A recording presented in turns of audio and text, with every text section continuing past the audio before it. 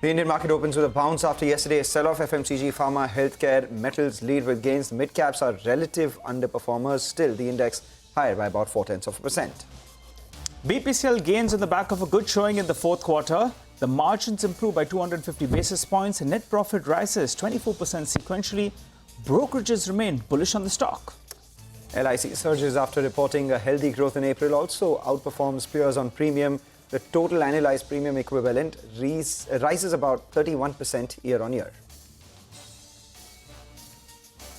About India slumps as the yearly net profit declines while margins to contract by around 400 basis points sequentially. However, from the lows of the day, the stock is up 2.5%. Mahanagar Gas also falls as margins disappoint. Net profit declines and revenues remain flat sequentially. Volume in line with estimates.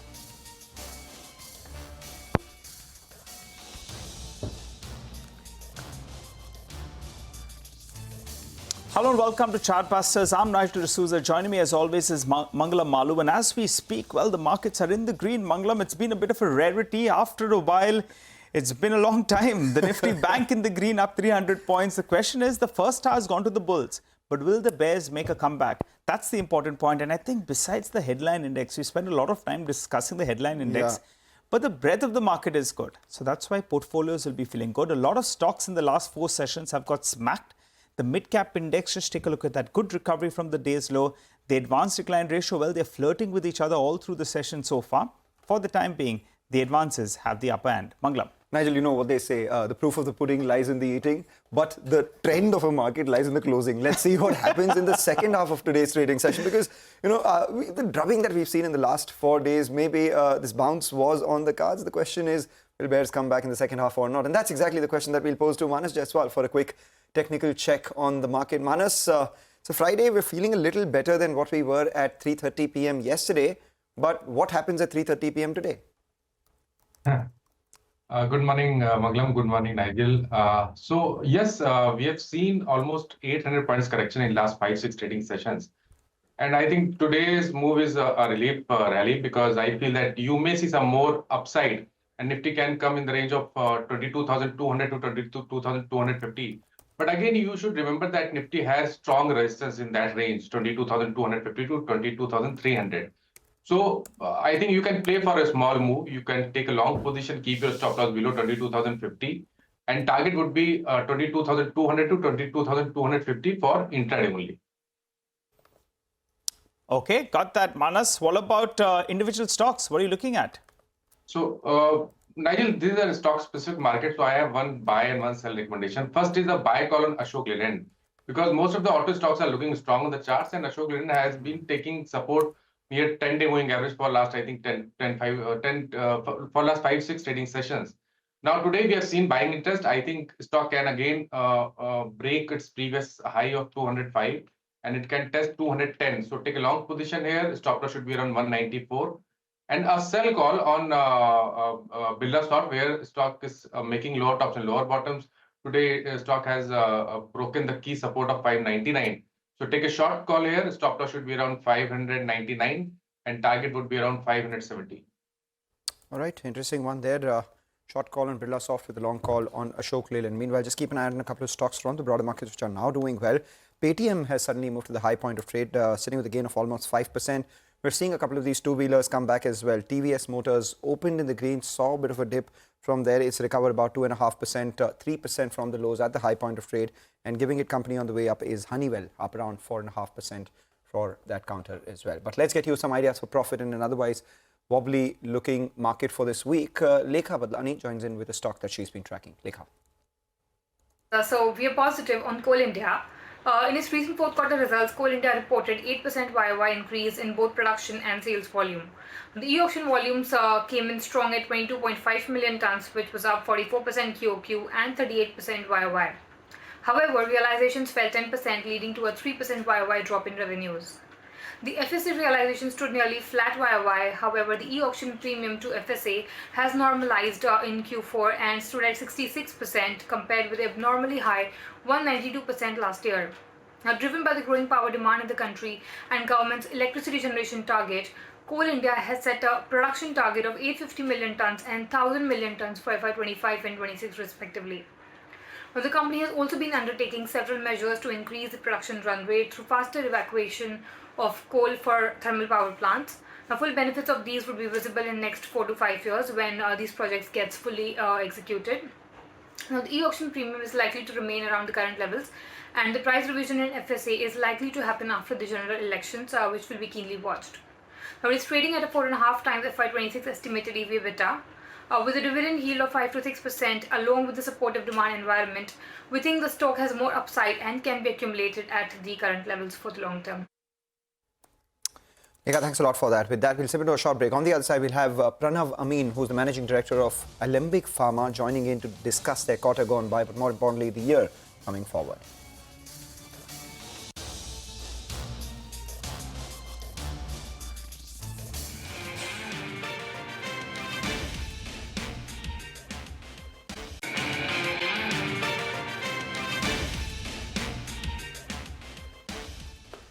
Welcome back. Let's get chatting with the management of Alembic Pharma. What stood out for the company this time around was that there were better gross margins, and as a result of which the company reported a multi-quarter high EBITDA margin this time around as well, largely because of increased offtake in the API segment. The stock currently under pressure, but the outlook for the year is extremely important. We have Pranav Amin, who's the managing director of Alembic Pharma, joining in. Thanks a lot, Pranav, for joining in. Let's talk about the year ahead. A lot of the street is pinning its hopes on you making new filings in the US in the next year in terms of ANDAs. And at the same time, your expected margins are likely to improve by almost 100 to 150 basis points. Could you give us a sense of what the street should pencil in for the next couple of years on both the top line and the EBITDA? Sure. Hi, good morning. We had a decent year, a pretty good year and a quarter as well. For the quarter level, the revenue was up 8%. EBITDA was up 29% for the quarter, and the profit was up 17% to 178 crores. So it's been a good performance. Even for the year, it's been very good. For the year, the sales were up 10%, whereas the profit was up 80% to 616 crores. But what is more heartening in that is across the therapies, across all the segments, we've seen quite a bit of decent growth. US, which started off a little slow, has been picking up. Last quarter, US itself grew by about 19%, which is quite heartening, whereas the rest of the world generics grew for the year at about 23%. So in terms of expectation, I think we had a gross margin of upwards of 70%. We'll stick to that kind of number moving forward. What will happen is we have a lot of new facilities, we have a bunch of new facilities that have come up right now, be it either the injectables, the onco, and the new oral solid as well as derm. So as these get more utilized, as we have more approvals from these facilities, you will see a lot better traction in the margins and a lot more efficiency from the facilities, which will help margins moving forward as well. In terms of the US market, we expect to launch about 25 products in the coming year. Okay, all right. Hi, Pranav. Good morning and good to see you. As you said, in the past quarter, I think the gross margins were mid-70s. You're guiding for around 70% gross margins on. Let's take it piece by piece then. I wanted to understand your US business. As you said, 25 ANDAs is what you're looking at launching. And also, a couple of brokerage reports have said there are some high-value launches that are expected over 25, 26. Now you're doing a run rate of close to around $50 million on a quarterly basis. How do you see this number scale out? On an average, for 25, what will the US business contribute on a quarterly basis? And for 26 as well, gradual scaling up. Give us a number. Yeah, so we haven't given a guidance per se in terms of the gross margins. We had always said that we'd like to keep margins upwards of 70%, and I think we'll be at that level. As regards to US business, you're right. I think this year we've clocked about 200 million or so.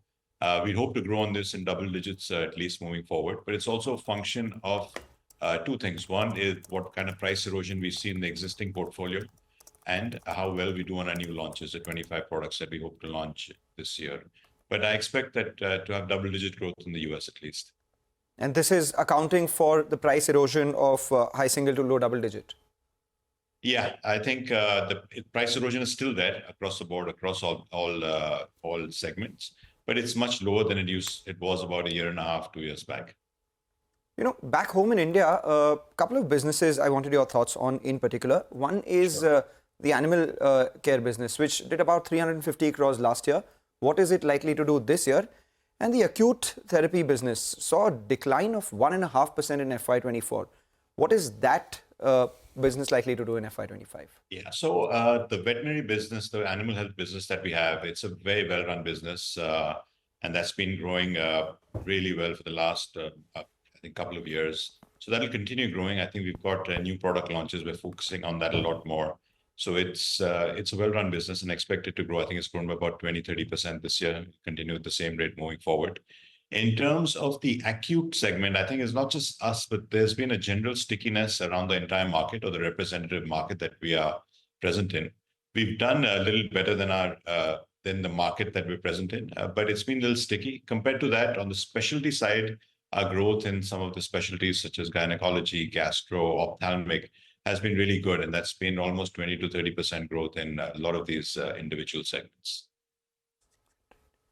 All right, Pranav, let's leave out the near term, but I'm looking at a couple of sell-side notes. They expected margins to scale up to around 21% by 2027. Is that possible? And they've given 4 broad reasons. One is high-value launches. The second one is the 25 new launches in FY25. Also, cost optimization and improvement in gross margins. This as a share of API declines. Is that possible? Should that be the goal in the next 2 to 3 years? The company starts delivering 21% odd margins? Okay, so I'll come back to the margins, but first thing, I just want to clarify that the API business, we have a very high quality API business, and our API business is a pretty high margin business. So API margins are not dragging our margins down right now. In fact, they're pretty good. But on the other side, as you said, the 4 reasons, yes, I think it is possible, in a couple of years' time, and we hope that to get to that 20% plus kind of EBITDA margins. And I think the way it'll happen is a few things. One is we have, as I mentioned, 3 new facilities or 4 new facilities, which are not fully utilized. So there's a whole bunch of cost unabsorbed overheads in that. As we get more launches, you'll get a lot more efficiencies and much higher returns on these facilities. Number 2 is new launches. I think as we launch and the revenue base increases, that will also help. And thirdly, we're doing a lot of cost optimizations as well. We've optimized a lot of our R&D cost. Apart from that, on the operating levels, also this quarter, we had a good efficiencies in our plants and a lot of scale that helped get the cost down. So yeah, I mean, in a couple of years' time, that is our goal. All right, so 21% margins in a couple of years' time would be your goal. You spoke about a couple of factors. One, you spoke about the R&D spends, and you spoke about your API business itself. Let's get some more clarity on that. R&D, you've said that around 550 to 600 crores is what you're going to do this year. So what will it be primarily utilized for? Will it be biosimilars? Will it be directed towards complex generics? Yeah. And on your sales mix itself, what is it likely to be, API versus formulations? Currently is roughly 80-20? 20-80 rather? Yeah, so if you see around about 6,000 odd crores of revenue, 6,200 crores of revenue that we had, API is about 1,100 crores, 1,200 crores. So that's the mix. I think it'll remain the same. All segments will continue growing. If you see the ROW business, that's been growing a little faster over the last couple of years. So I expect that to be closer to about 10-15% growth, whereas API will be 10% at least, US 10% at least. And India, let's see how the market grows, and we'll grow at better than the market. As regards the other bit, I think you were asked about R&D. The API business. So our API business is a pretty well-run business, as I said, because it's generally we supply it to all the regulated markets, and it's a pretty well-run business across the territories. We focus on from our FDA plans. So that's what our API business is. As regards to R&D, that was your second question. In terms of R&D spend, where it'll be, we don't have any biosimilars and we're not venturing into biosimilars. What we're doing is it's pretty much on the generic side. As we go along, we've optimized a little bit of our portfolio, but now we're doing a little more on the complex injectables, long-acting injectables, some more complex products. So hence some of the R&D spend will go up. We also have some drug discovery, and we have a drug discovery project. So maybe we'll do some seed funding for that as well. Appreciate you joining in, Pranav, and filling us in with all those details. You have bright prospects for the company with the launches and the cost optimization as well. We wish you well, and we look forward to chatting up with you all through 2025. Thanks a lot for joining in. For the time being, we'll slip in a short break. You come back, we'll continue to focus on markets. We're still holding with a gain of around 100 points, but the Nifty has slipped a little bit from the top. Don't go anywhere.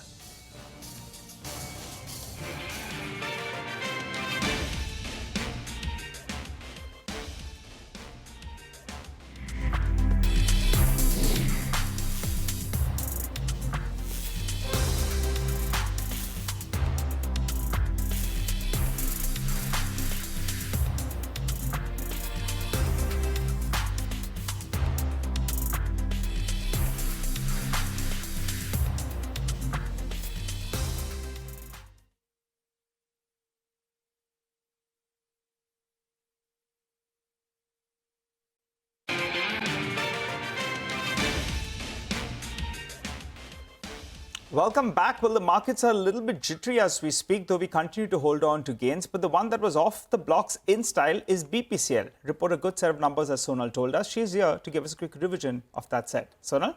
Thank you so much for that. Well, yes, it was an operational beat on BPCL. Margins improved, and that is what the street seems to like.